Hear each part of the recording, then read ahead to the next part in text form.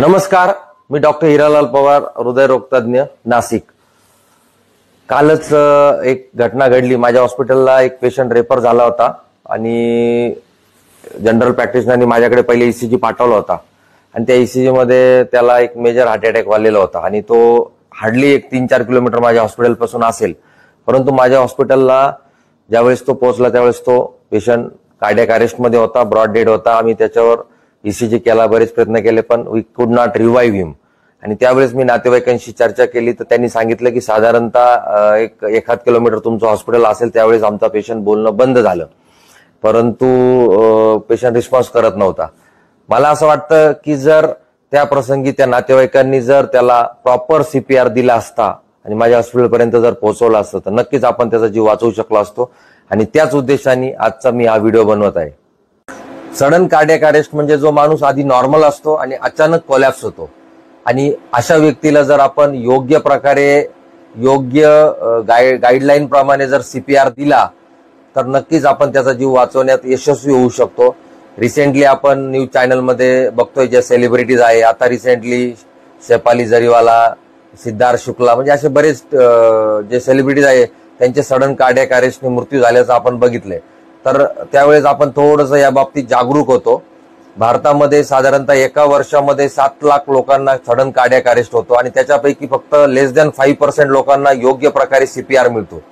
तर मला असं वाटतं की सीपीआर हा कॉमन पब्लिकला माहीत झाला पाहिजे, कारण जे काही सडन कार्डियक अरेस्ट होतात त्याच्यातल्या 70% कार्डियक अरेस्ट या घरांमध्ये होतात, 20% पब्लिक प्लेसेसमध्ये होतात आणि फक्त 10% कार्डियक अरेस्ट या हॉस्पिटलमध्ये होतात। त्यामुळे कॉमन पब्लिकला सीपीआर हा आलाच पाहिजे योग्य प्रकारे आणि योग्य गाईडलाईननी। आता आपण सीपीआर कसा केला जातो आणि त्याच्या स्टेप्स काय असतात हे जाणून घेऊयात। सगळ्यात महत्वाचं सीपीआर मध्ये ऍक्ट नाऊ याचा अर्थ असेसमेंट, त्यानंतर कॉल फॉर हेल्प आणि ट्रीटमेंट हे 3 पार्ट असतात। तर त्याच्यामध्ये असेसमेंट मध्ये आपण त्याच्या 3 गोष्टी बघतो। सगळ्यात पहिले जी आहे ती आपण पेशंट रिस्पॉन्सिव्ह आहे किंवा नाही या गोष्टी बघतो। त्यानंतरून आपण दुसरं जी गोष्ट बघतो पेशंट ब्रीदिंग करतो किंवा नाही करत हे चेक करतो आणि तिसरं महत्वाचं म्हणजे आपण त्याची पल्स चेक करतो। तर सगळ्यात महत्वाचं आपण ज्यावेळेस पेशंट रिस्पॉन्सिव्ह आहे की नाही आपण पेशंटला आपण टॅप करतो।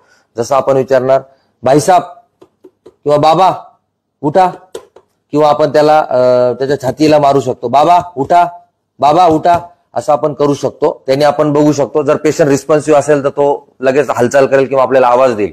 जर त्यांनी कुठलाही रिस्पॉन्स केला नाही तर आपण त्याची नेक्स्ट स्टेप म्हणजे त्याचं ब्रीदिंग चेक करतो। ब्रीदिंग चेक करण्यासाठी आपण त्याचं रेस्पिरेशनमुळे त्याची छाती वर खाली हलते की नाही ते बघतो आणि दुसरी जी मेथड आहे ती आपण कान लावून त्याचे श्वास येत आहेत की नाही ते ऐकू शकतो।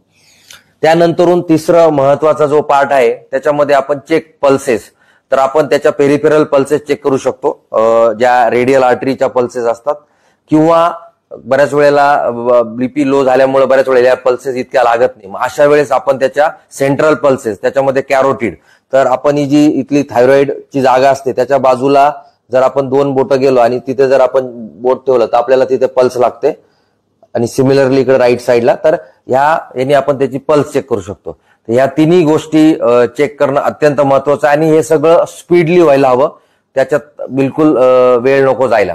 त्याच्यानंतरून जे दुसरं महत्वाचं जे हे आहे त्याच्यामध्ये आपल्याला कॉल फॉर हेल्प म्हणजे मधल्या वेळामध्ये आपण जर आपल्या बाजूला जर पब्लिक प्लेसेसमध्ये जर ही घटना घडली असेल तर तिथे गर्दी असते, गर्दीमध्ये जर एखादा आपल्या ओळखीचा कोणी असेल, जसं एखादा कुणाल ओळखीचा, तर कुणाल पटकन अँब्युलन्सला बोलव असं आपण त्याला आवाज देऊ शकतो। किंवा एखादा कलरचा कोणी शर्ट घातला असेल, रेड शर्टवाले बाबा तुम्ही पटकन अँब्युलन्सला बोलवा, तसं आपण इन्स्ट्रक्शन देऊ शकतो। आता जो ऍक्ट नाऊ मधला जो टी आहे तो म्हणजे ट्रीटमेंट, म्हणजे आपल्याला आता सीपीआर करायचं आहे तर सीपीआर करताना हे जे स्टर्नम बोन असतं सेंटर ऑफ द चेस्ट, त्या स्टर्नम म्हणजे ब्रेस्ट बोनचा जो लोअर 1/3 पार्ट असतो तर त्या पार्ट मध्ये आपल्याला सीपीआर करायचा असतो। आपला जो राईट किंवा जो डॉमिनंट हँड आहे तो आपण व्हर्टिकली त्यावर प्लेस करतो, त्याच्यामध्ये आपण इंटरलॉक करतो लेफ्ट हँडचे फिंगर्स आणि साधारणतः 2 इंच डीप जाईल या प्रेशरने आपण त्याच्यावर कॉम्प्रेशन देतो आणि हे जे कॉम्प्रेशनचं जी या प्रकारे आपण ते कॉम्प्रेशन देतो. हे एका मिनिटात साधारणतः 100 ते 120 कॉम्प्रेशन्स झाले पाहिजे, म्हणजे एका सेकंदाला 2 कॉम्प्रेशन. आणि हे कॉम्प्रेशन आपल्याला कंटिन्यू करायचे. या प्रकारे आपण ते कॉम्प्रेशन कंटिन्यू करायचे. आता या कॉम्प्रेशनमुळे काय होतं की ज्यावेळेस आपण कॉम्प्रेशन देतोय त्यावेळेस हार्टमधनं ब्लड पंप होतंय आणि पेशंटच्या ब्रेन, किडनी आणि वेगवेगळ्या अवयवाला रक्त भेटतं. आणि ज्यावेळेस आपण कॉम्प्रेशन रिलीज करतो त्यावेळेस त्याच्या पायाकडनं, हाताकडनं वगैरे सगळं ब्लड हार्टमध्ये रिफिल होते. आणि या गोष्टींमुळे काय होतं की पेशंटचं न्यूरोलॉजी, किडनी वगैरे या सगळ्या ऑर्गन्सवर फंक्शनिंग राहतात, त्याला प्रॉब्लेम येत नाही.